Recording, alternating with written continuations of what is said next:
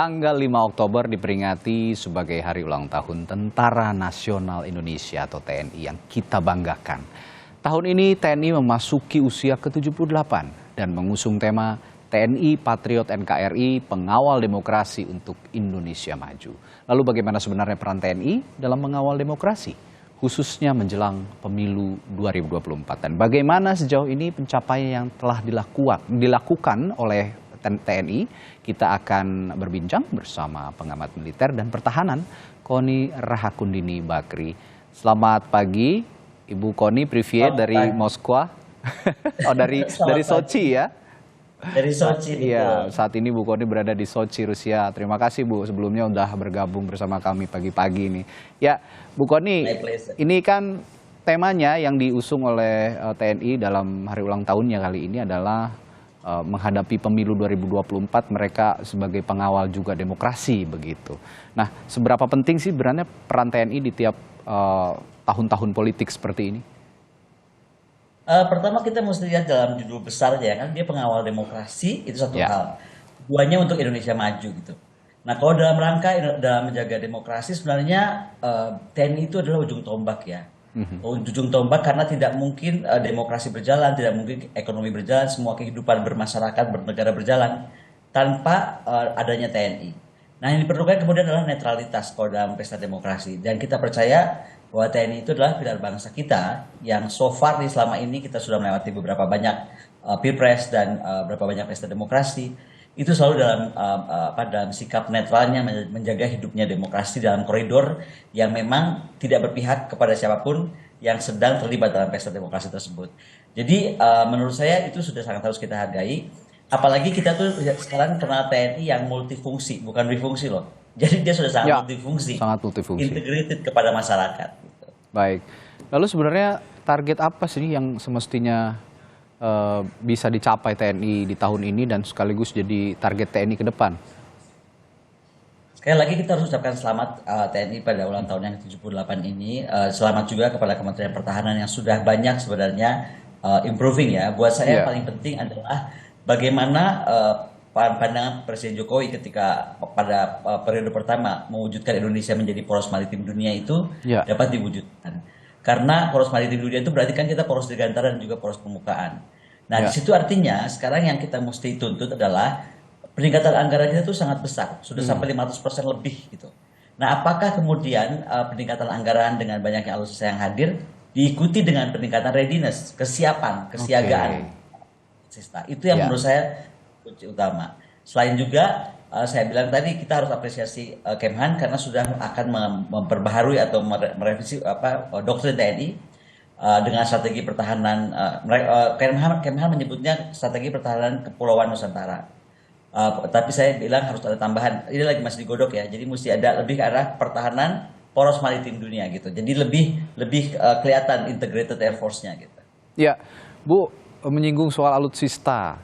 Kinerja Kementerian Pertahanan untuk menghadirkan alutsista terbaik untuk angkatan perang kita, untuk TNI kita ini sudah banyak sekali sejauh ini ya. Ada 24 jet F-15IX, 42 jet Dassault Rafale, terus 24 helikopter, belum lagi kapal selam, Mirage, terus banyak sekali udara, laut, dan juga darat begitu diadakan. Nah, sejauh ini yang sudah dibeli, yang sudah ada alutsista yang berdasarkan kinerja Kementerian Pertahanan, sejauh mana sebenarnya pengaruhnya untuk kinerja TNI ke depan, Bu? Nah, kembali tadi saya sampaikan bahwa apapun anggaran pertahanan yang diberikan yang sudah sangat meningkat, kemudian juga alutsista yang dicapai hari ini, kita mesti hitung sebenarnya berdasarkan apa sih gitu loh. Karena yang harus dihitung itu ancaman. Gitu. Nah, berdasarkan ancaman apakah sudah siap dengan sebanyak itu atau yang sedang akan datang? Itu pertanyaannya. Yang kedua, tadi saya ingatkan betul tentang readiness. Karena kalau kita boleh lihat atau kita boleh koreksi, sebenarnya banyak hal TNI itu sudah memiliki alutsistanya, tetapi readiness-nya kurang. Kenapa? Karena di faktor harwat, pemeliharaan perawatan, kemudian di dalam faktor obslatnya, operasi latihan, itu sebenarnya masih banyak tersendat. Nah, itu kenapa kemudian kita juga harus usulkan kemungkinan anggaran pertahanan mungkin di split 2 aja penggunanya. Menurut saya ya, untuk semua ini bisa berjalan. Jadi agak ada sinergi gitu. Jadi untuk alutsista pengadaan dan kebijakan itu Kemhan. Tetapi untuk Opslat dan Harwat lebih baik di Panglima TNI. gitu. Oh Kita harus begitu. syaratkan demikian supaya kekuatan TNI kita betul-betul bisa sangat masif. Karena perubahan doktrin kita tuh akan menjadikan kita tuh harus menjadi offensive passive defense. Jadi Hmm. ancaman tuh harus kita datangi, bukan menunggu. Dengan konsep yang lalu kan kita menunggu nih, defensif pasif. Dengan tantangan perubahan zaman seperti sekarang, saya kira tidak mungkin lagi TNI masih memiliki strategi dan doktrin tersebut. Ya, dan Bu Kony, Indonesia juga tentu bergaul dengan negara-negara di kawasan begitu ya. Ada di ASEAN, lalu juga di Pasifik, di Indo-Pasifik dan juga di Eropa begitu. Nah, khusus untuk yang langsung berdekatan dengan Indonesia, kawasan-kawasan yang berdekatan dengan Indonesia. Sejauh ini kesiapan TNI untuk sama-sama menjaga kawasan di negara-negara ASEAN lah yang paling dekat itu sejauh ini apakah sudah siap, Bu? Nah, ini kita mesti berubah lagi kembali kepada bagaimana sih arah kita tuh mau kemana dan apa. Hmm, Apakah position alignment kita tuh sudah kita mainkan betul gitu kan. Jangan lupa kita itu sekarang, Indonesia itu dikelilingi oleh Five Power Defense Arrangement, yaitu negara-negara Commonwealth yang sama konsepnya dengan NATO. Satu negara terserang, semua negara bergerak. oke. Kemudian ada The Quad. Yang terakhir adalah AUKUS. Orang sering melihat AUKUS itu seolah-olah sebuah perubahan teknologi. Itu bukan perubahan teknologi. AUKUS itu adalah bagaimana menyiapkan perang dunia barat nih, kita sebutnya West Point West Block aja ya. Dunia barat ketika akan melakukan perang di kawasan jelas yang mereka sebut ancamannya Cina. Tapi Oke. Indonesia kan terancam spillover. Nah, dari situ kita mesti melihat bagaimana kita menyeimbangkan kekuatan FPDA, AUKUS dan juga The Quad tadi. Kemudian kita harus hitung bagaimana Cina akan counter mereka. Ya. Karena yang menyedihkannya dengan posisi nexus kita itu akan terkena spillover seperti era Perang Dunia Kedua ketika Jepang mau menyerang Amerika Serikat. Dan jadi jangan sampai daerah kita itu mereka nggak mungkin nyerang kita. Itu sudah kesimpulan Lemhanas apresiasi itu. Tapi kalau kita tidak bisa menahan, bayangkan saja waktu itu Jepang masuk dari atas ya dari utara tuh ke arah kita cuma 3 bulan sampai ke Pulau Jawa. Ya. Sekarang perang sudah sangat canggih, alutsista sudah sangat modern. Mungkin 3 hari juga sudah sampai semua diduduki untuk dia keperluan mereka berperang. Tapi tadi keperluan Barat tadi. Baik. Ya, saya akan kembali menyinggung soal tahun politik, bukan mau nggak mau karena memang perangkat TNI ini bisa diberdayakan begitu ya, Bu Kony, untuk bisa mengamankan jalannya pesta demokrasi baik yang ada di ibu kota maupun di maupun di daerah-daerah yang cukup jauh dari ibu kota, terutama di daerah-daerah pelosok. Nah, saya juga sempat menyinggung tadi soal sumber daya manusianya. Sebelum saya beranjak ke sumber daya manusia TNI yang dikaitkan dengan alutsista, saya akan bertanya juga sumber daya manusianya TNI ini untuk mengawal pesta demokrasi, persona-persona masing-masing dari mereka. Apakah sudah siap sejauh ini, Bu Kony? Anda yang melihatnya. Saya kira kalau untuk menghadapi pesta demokrasi, toh sudah kita alami yang lalu-lalu ya. Ya. Kesiapan kita untuk deploy ke daerah-daerah terpencil, daerah-daerah yang susah dicapai, daerah-daerah yang harus menggunakan kendaraan-kendaraan tidak masuk akal lah untuk mencapainya gitu. Ya, ya. Untuk menyampaikan surat pemilihan kita. Tapi saya rasa dengan selama ini apa yang dilakukan TNI sudah terlihat betul TNI itu mampu melakukannya. Cuman mungkin akan lebih baik lagi jika itu ditingkatkan.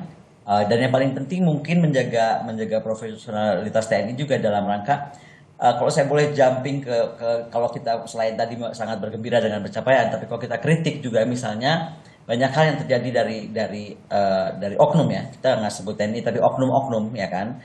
Itu saya kira ini juga kita kesempatan di ulang tahun ke-78 ini masing-masing kepala staf ya, terutama menurut saya sih kalau yang terakhir-terakhir banyak angkatan darat ya yang melakukan kejutan-kejutan gitu kan. Mungkin ya sudah waktunya juga ada pembinaan dari kepala staf masing-masing untuk mengurangi lah atau menghilangkan hal-hal seperti itu. Karena sekali lagi TNI kita itu adalah People of Liberation Army. Di dunia ini tidak banyak tentara dengan model begini.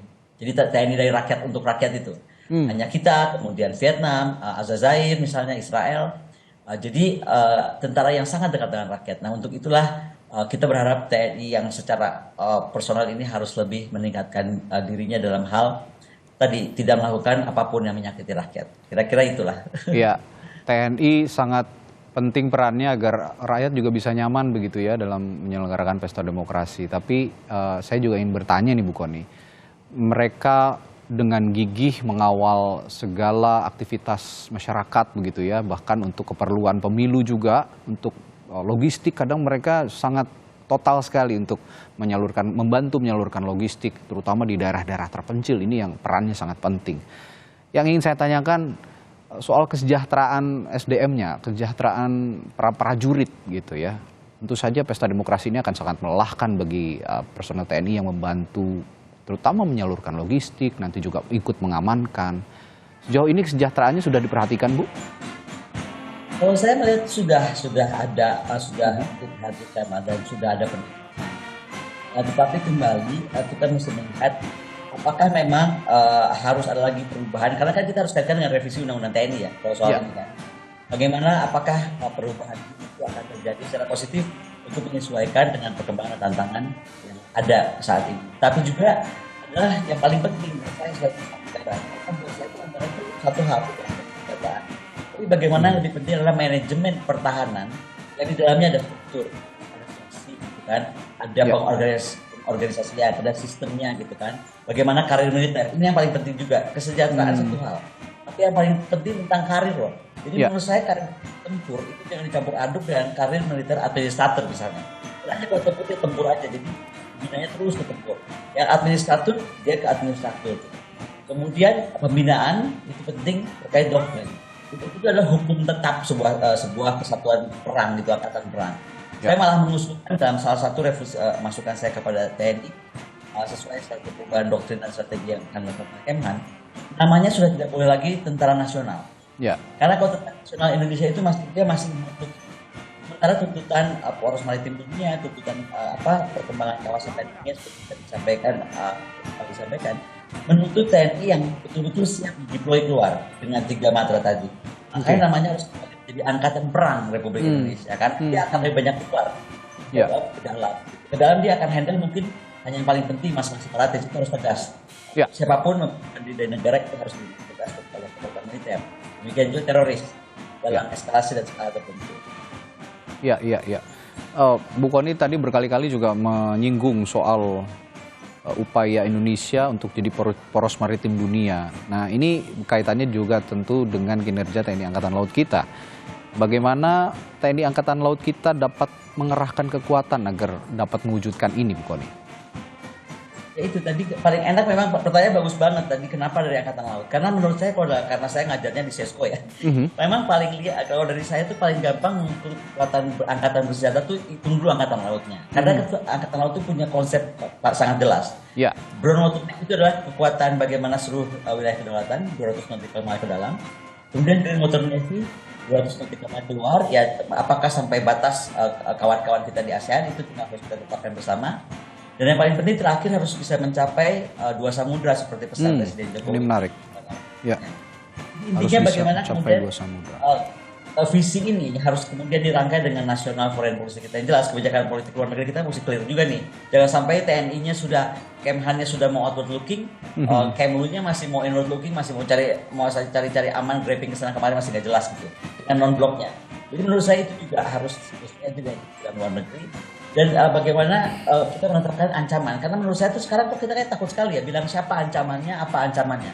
Padahal dari ancaman itulah kemudian kita jadi tahu operasi seperti apa, maritimnya kah, dirgantaranya kah, permukaannya kah, yang harus kita kemudian capai, dan gap apa yang kita miliki. Karena gap itulah yang mesti kita isi. Karena saya ada di Rusia hari ini, dan saya itu memang sedang berpersiapan dalam rapat dengan Presiden Putin beberapa jam lagi ke depan. Persiapan ini kami membahas misalnya bagaimana Rusia itu bisa survive dari ancaman. Ini kan buat Indonesia jadi pelajaran. Saya nggak akan ke Rusia kalau saya nggak bisa belajar apa-apa. Menurut saya banyak hal yang paling penting adalah kemandirian, keberdikarian, dan itu bukan saja tentang tadi bisa beli alutsista, bukan merawat saja. Bisakah kita memproduksi? Itu jika terjadi. Oke, baik Bu Kony. Ya, sebagai negara kepulauan terbesar di dunia, Indonesia punya sumber daya kelautan yang besar. Sumber daya ini juga menjadi basis visi Indonesia Emas nanti juga ya di 2045. Dan sumber daya airspace, ruang udara kita, ruang negara kita. Betul, setuju sekali. Tapi kalau saya boleh sampaikan ya, kita ini mungkin seperti itu saya sampaikan, kita tuh sekarang sudah bergerak dan memang sedang dalam proses bergerak menuju outward-looking defense yang sedang dipersiapkan oleh Kemhan dan juga oleh TNI sendiri. Nah, outward-looking defense ini kan buat Indonesia jadi pelajaran. Tapi kalau saya boleh sampaikan ya, kita tuh sekarang sudah bergerak dan memang sedang dalam proses bergerak menuju outward-looking defense yang sedang dipersiapkan oleh Kemhan dan juga oleh TNI sendiri. Kalau kita melihat barusan, kan sangat kelihatan yang akan dikedepankan itu adalah manusianya. Walaupun nanti ada pertunjukan dari pesawat tempur, dari pesawat latih dan. Tapi sebenarnya kalau kita perhatikan, dunia ini kan sekarang sudah harus melampaui hegemoni. Dan kalau kita lihat ke kawasan ataupun juga ke dunia, ini akan ada stabilisator baru, yaitu negara-negara BRICS. Oke, negara BRICS ini sangat kuat. Kekuatannya itu sudah melampaui Jerman. Jadi akan ada perubahan hegemonik dunia yang harus kita pikirkan. Artinya apa? Ada sangat kemungkinan besar BRICS ini akan menjadi sebuah aliansi juga untuk menyeimbangkan satu-satunya aliansi yang ada di dunia hari ini, yaitu NATO. Kemudian adalah aliansi kedua yang akan muncul adalah kan NATO nih, dengan tadi The Quad, AUKUS yang saya sampaikan. Nah, BRICS ini lahir tidak jangan cuma dilihat, kita kan ngomongin BRICS seolah-olah cuma kekuatan ekonomi yang bergabung gitu. Sama sekali bukan. Kita harus melihat BRICS itu kekuatan baru dan sebenarnya Indonesia diharapkan bergabung ke sana. Karena itu akan menjadi kedua kekuatan teknologi, kekuatan sains, itu semua yang ada hubungannya dengan tadi penyiapan para tentara dan nanti sebagai kekuatan angkatan perang yang harus menjangkau lawannya keluar. Misalnya bagaimana kemudian kita bicara tentang angkatan darat yang harus mampu di semua climate, di semua terrain, bentuk permukaan muka bumi. Kemudian bagaimana Blue Water Navy, Green Water Navy kita terwujud. Bagaimana mereka sudah mampu dideploy ke samudra luar dan beroperasi terus-menerus. Karena ini ada hubungan nanti dengan logistik lah, dengan perdagangan, ya kan? Dengan tadi over war gitu. Lalu bagaimana integrated maritime defense tercapai, yaitu pertahanan maritim yang sangat terintegrasi dari angkatan laut, dari marinirnya. Kemudian bagaimana kemampuan kita memayungi. Angkatan lautnya nggak berjalan sendiri sekarang. Betul. Dilindungi udara. Nah, bagaimana air supremasi kita harus tercapai, bagaimana multi-role platform atau platform multi-role yang harus dilakukan oleh Air Force atau Angkatan Udara itu mampu dilakukan. Jadi, saya sih berharap di ulang tahun 79, ini sekarang 78 nih, ini kan masih orang nih, kelihatan nanti akan kelihatan betul. Makanya tadi pertanyaan kenapa Yale? Yale itu kan menunjukkan kita punya manusia-manusia hebat. Betul. Tapi manusia hebat TNI ini harus dilengkapi dengan alutsista yang hebat. Nah, kita harus mencapai itu dan menuju ke situ dengan benar. Karena kalau kita punya anggaran besar, tapi juga mapping kita untuk beli alutsistanya masih tidak jelas kemana, tidak jelas dalam arti apa. Kita punya apa untuk menghadapi ancaman apa, itu adalah bahasa sederhananya. Makanya paling penting, kita mesti jelas menganggap siapa ancaman, tentukan ancaman itu apa, dia punya apa gitu kan, dan kita siap-siap. Itu loh kira-kiranya. Jadi buat saya misalnya gini, tiba-tiba kita pengen beli F-35 gitu sekarang. Apakah sudah harus beli F-35 gitu? Karena sekarang Green Water Navy pun belum selesai. F-35 itu menurut saya kalau kita sudah pertahanan laut biru, contoh-contoh seperti itulah gitu. Cita-citanya boleh, tapi kan harus sama, harus seimbang dengan tadi. Tentara ini mau dideploy kemana, kapan dia deploy, berapa lama dia mesti deploy. Jadi kita sesuaikan dengan alutsista yang kita mesti sampaikan. Tadi saya sampaikan dalam apa yang saya katakan tadi gap ya. Kemudian kemampuan industri juga. Ini menarik juga. Indonesia ini kalau bicara industri pertahanan, tiba-tiba semua orang bisa berharap Indonesia bisa bikin langsung semua pesawat tempur, kapal perang gitu. Menurut saya nggak begitu juga lihatnya gitu. Karena semua negara maju pun dia tidak semuanya harus punya atau mampu berdiri sendirinya, tapi dia bisa mengisi elemen-elemennya. Dalam konsep pertahanan itu ada tier 1, 2, 3-nya lah industri itu. Apakah kita kemudian bekerja sama? Tadi kan Anda sampaikan tentang kerjasama ya.